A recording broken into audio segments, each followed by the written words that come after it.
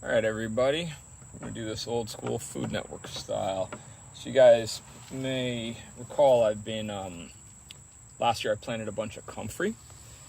Well, I cloned it. So I had a couple plants, the Bocking 14, sterile kind, which is not really what I'm looking for, but whatever, it's fine. Cloned a bunch of it. Now we have a whole bunch more comfrey plants here. So I'm mixing soil today, and comfrey up till now I've mostly just top dressed, just chop it and, kind of spread it on top of the soil in the containers. But what I'm up to right now is trying to get something with a particle size level that I can kind of integrate it in. So that's not to say that it's got to be, a puree or anything like that. It can be chunky, whatever. But I just want something that I can integrate into the soil and actually has a variety of particle sizes so things break down at different times. But anyway, so loaded it up, then just filled it to the same height with water. Don't overload it or you're going to be in trouble. For largely religious and cultural reasons, I only use the milkshake setting, but you do what you want.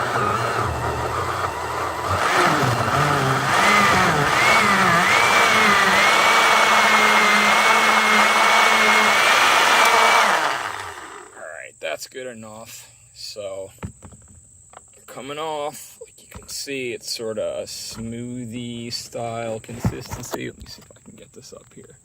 All right, and then we're going into this. As you can see, I've got a little bit already going. Now, that's where the Food Network moves get in. I'm gonna take this and we're gonna bring it to the soil. And you can sort of see what I'm up to. I try to do batches of soil and I mix in 200-gallon containers, and I usually get about 150 gallons a batch. But let's see if I can do this one-handed. So soil. This is essentially a Coots mix with less compost and more aeration. So a bit more peat moss and a bit more perlite. And I did add some wood chips, and that's part of why I'm trying to get extra greenery in here, is I want to combat any nitrogen robbing from the 2 cubic feet of wood chips that I put in. But yeah, so that's basically it. Mix it around.